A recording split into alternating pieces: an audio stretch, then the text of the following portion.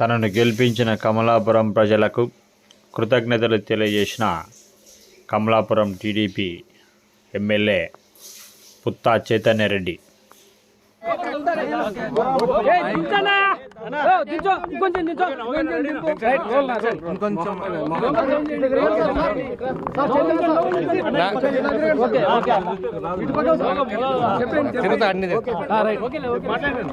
ముందుగా నాకు ఈ అవకాశం ఇచ్చిన మా జాతీయ అధ్యక్షుడు మా యువ నాయకుడు లోకేష్ గారికి, జాతీయ అధ్యక్షుడు చంద్రబాబు నాయుడు గారికి, అలాగే నన్ను గెలిపించిన కమలాపురం నియోజకవర్గ ప్రజలందరికీ పేరు పేరున ధన్యవాదాలు తెలియజేస్తా ఉన్నాను.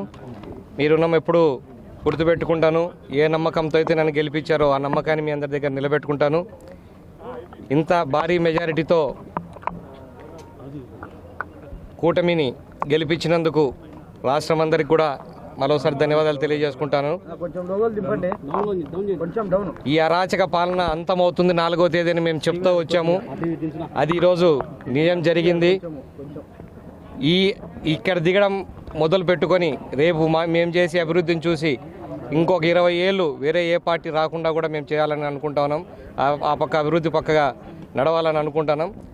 మీరందరూ మమ్మల్ని నమ్మి సహకరించి మమ్మల్ని గెలిపించినందుకు ప్రతి ఒక్కరికి పేరు పేరున ధన్యవాదాలు తెలియజేసుకుంటా ఉన్నా. తప్పకుండా అందరికీ మేలు జరిగేలాగా ఉంటుందని చెప్పి